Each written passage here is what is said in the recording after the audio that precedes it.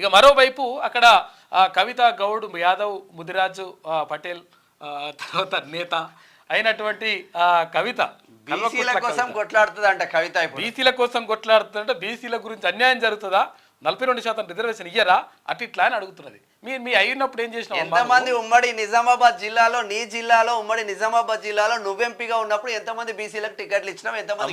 నువ్వు ఇప్పుడు మీ నాయన 34% రిజర్వేషన్ స్థానిక సంస్థల ఎన్నికల్లో అంటే ఎంపీటీసీలు, జెడ్పీటీసీలు, సర్పంచ్లకు సంబంధించి అప్పటికే 34% ఉన్నటువంటి రిజర్వేషన్లు మీ నాయన దాన్ని 18% తీసుకొచ్చినప్పుడు ఏం చేస్తావు? అట్లా ఎట్లా చేస్తావు నాయన అని చెప్పేసి ఎక్కనాడని అడిగినవా?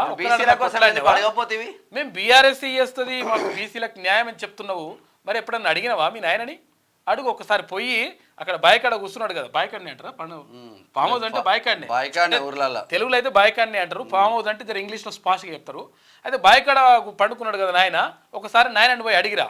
అడిగి వచ్చి నాయన 34% ఉంటే 18% ఎందుకు తెచ్చినవే, ఇట్లా బీసీలకు ఎందుకు అన్యాయం చేసినావు నాయన అని అడిగిరా ఫస్ట్.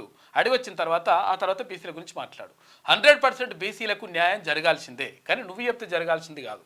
100% కోసం బీసీ లీడర్లు కొట్లాడుతూనే మళ్ళీ ఈ కపట ప్రేమలో అంటే ముసలి పడుకుంటే కన్నీరు గార్చినట్టు ఉంటుంది మీ వ్యవస్థ. ముసలి కన్నీరు అంటే దానికి అర్థం కూడా చెప్తా. అంటే అసలు యాక్చువల్ చాలా మంది తెలుసు, కొంతమంది తెలియకుండొచ్చు.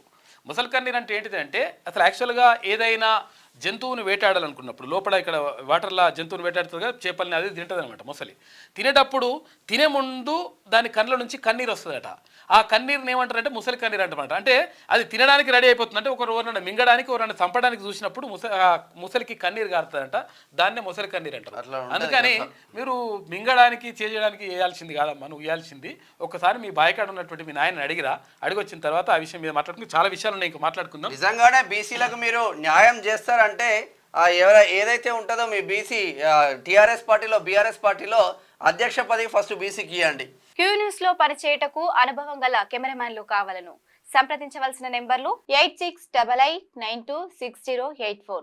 qnewsads@gmail.com ను సంప్రదించండి. లైక్ చేయండి.